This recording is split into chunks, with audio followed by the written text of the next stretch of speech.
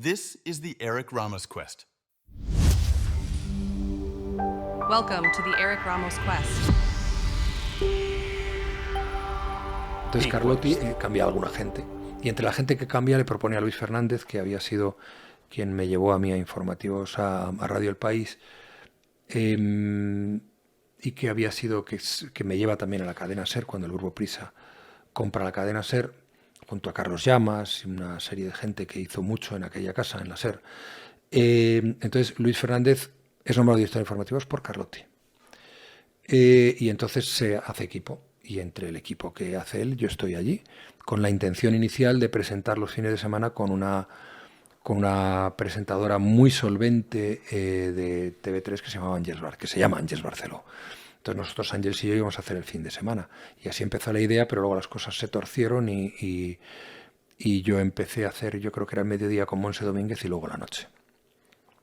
Y sí, aquella época es la época en que empezamos a contar las noticias de otra forma y en que yo me empeño, porque es un empeño personal, en acercar las noticias a la gente contándolas de una manera distinta.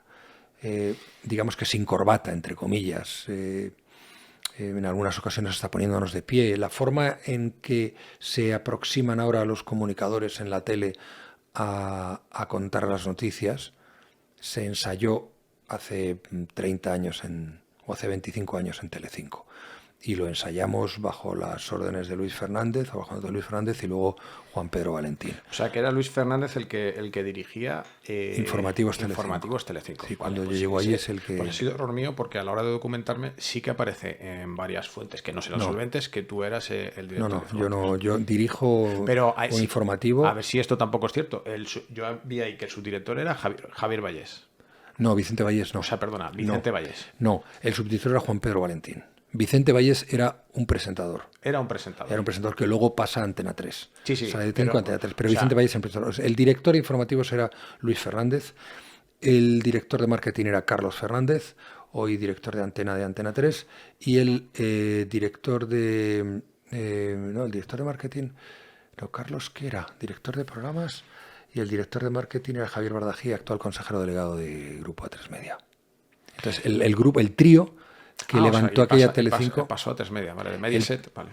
El trío, todavía no era Mediaset. Sí. El trío que levantó aquel Telecinco de los años 90 fue Luis Fernández, Javier Bardají y Carlos Fernández. Y yo trabajaba con los tres. Y subdirector de Luis Fernández era Juan Pedro Valentín. Vale. Por poner en contexto, porque muchos probablemente no recordarán y otros necesariamente no estaban, se venía de un monopolio de la televisión, sí, que era Televisión Española, la 1 y la 2. Luego se crearon tanto Antena 3 como Telecinco. Entonces, en aquel momento empiezan los fichajes millonarios. No, o sea, con esto no quiero que hablemos de cifras. Simplemente las televisiones privadas sacaron la chequera y empezaron a hacer fichajes. De tal forma, Matías Prats pasa de Televisión Española a Antena 3. Ernesto Sá de Buruaga, lo mismo.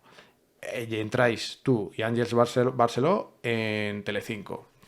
La audiencia del telediario... Buruaga había pasado antes por Onda Cero. Buruaga estaba en Radio Nacional, pasa por Onda Cero y después va a Antena 3. Entonces, hay un cambio, como bien dices, en la forma, que lo iniciasteis vosotros, en la forma en la que se daban las noticias. Sí, había... Ese cambio había empezado a hacerlo Lorenzo Milá en la 2 de Televisión Española. Vale. Lorenzo ya estaba... Lorenzo era... Para mí siempre fue un referente. Sí, siempre lo ha sido así. Él contaba las cosas como yo quería contarlas. Él tenía una ventaja. Él lo hacía en la 2 y podía hacer un informativo mucho más libre, pero contaba como había que contar. Era muy anglosajón en ese sentido. Y yo seguí ese modelo y contábamos así las cosas en Telecinco, que digo que ahora es lo que se ha extendido. O sea, es como lo cuenta Vicente, es como Vicente Vallés, es como lo cuenta Carlos Franganillo, es como... Las noticias ahora son mucho más cercanas. Pero aquello empezó con el referente en la 2 de Lorenzo Milá en Telecinco. O empezamos en Telecinco un grupo que estaba Ángeles, estaba Hilario Pino, estaba yo, luego estaba porque presentaba también Juan Pedro Valentín, y se empezaron a hacer las cosas allí, en aquella época de Telecinco, en finales del siglo pasado, los años 90. Ahí, claro, es una lucha de gigantes. Luego tienes a Televisión Española, que ya arrastraba toda la audiencia que ya tenía. Bueno, se fue Matías Prats y según he leído parece que aquello fue un drama, porque estaban todos ahí porque una leyenda Sí, ya sí. en su día. Televisión Española con Urdazi era líder de audiencia. Sí. Las audiencias de aquella época, a mí que me encantan las estadísticas, eran bastante importantes. No tenían nada que ver con No lo de tienen hoy. nada que ver con Hoy lo de un programa con un 17 o un 16 es un triunfo. Entonces en aquella época un 16 implicaba que desaparecía el programa. O sea, no tenía nada que ver. Tengo aquí datos no contrastados. Nunca me gusta dar datos no contrastados, pero yo lo anuncio. Datos no contrastados. Televisión Española iba en cabeza con 3 millones de audiencia. Luego estabas tú con 1,8 millones. En el informativo. En el informativo. Y luego estaba Antena 3, 1,7 millones. Bueno, básicamente... Vamos a hablarlo en terminología que nadie se escandalice. O sea, el enemigo a batir era Televisión Española. Bueno, Televisión Española era inaccesible. Era inaccesible. Sí. Ah, bueno, he visto efectivos. Creo que contaban con 400 profesionales y vosotros contabais con 150.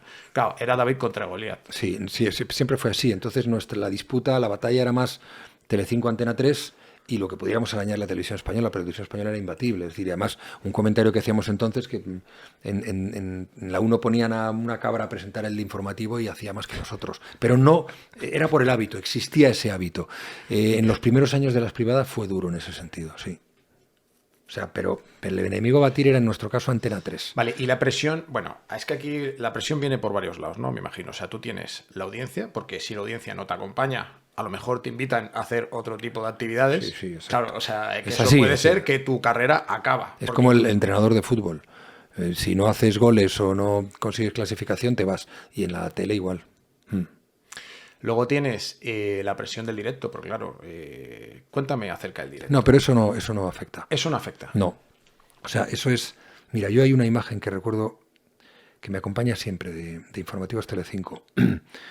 Es la soledad con la que el presentador... Nosotros teníamos los estudios en la planta baja y creo que Informativo estaba en la tercera.